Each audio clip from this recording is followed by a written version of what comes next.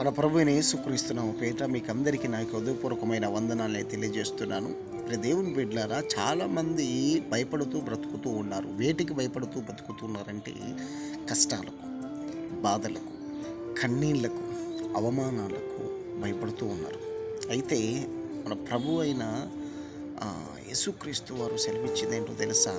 నా ఆత్మ మీ మధ్యన ఉన్నది కనుక భయపడకుడి అని సెలవిచ్చాడు. భయపడొద్దు అన్నప్పుడు మనం భయపడటం దేవుని మాటకు విలువ ఇచ్చినట్ట ఇవ్వనట్ట ఒకసారి ఆలోచించి.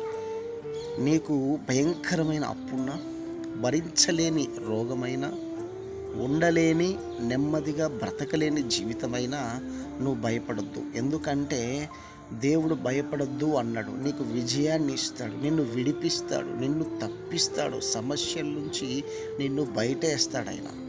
నువ్వు భయపడొద్దు. ఆయన ఆత్మ మన మధ్యలో సంచరిస్తూ ఉంటుంది. నిన్ను ఆయన చూస్తూ ఉన్నాడు. నిన్ను చూడలేదని నువ్వు అనుకుంటున్నావు, కాదు, ఆయన నిన్ను చూస్తున్నాడు. కాబట్టి భయపడకుండా, బెదరకుండా, కృంగిపోకుండా, విసిగిపోకుండా నువ్వు ధైర్యంగా ఎప్పుడైతే ఉంటావో ఆశీర్వాదాలు తెచ్చుకుంటావు. నిజమే, కన్నీరున్నమాట వాస్తవం, భరించలేని దుఃఖం ఉన్నమాట వాస్తవం. కానీ దేవుణ్ణి విడిచిపెట్టి ఏం సాధించగలుగుతావు? ఇంకా లోకములో కలిసిపోవటం తప్ప. కాబట్టి ఈ మాటలు వింటుండగా భయపడద్దు, ధైర్యంగా ఉండు. రేపటి దినము నీదే. రాబోయే దినాల్లో దేవుడిని గొప్పగా దీవించబోతున్నాడు. దేవుడి మాటలు దీవించును గాక.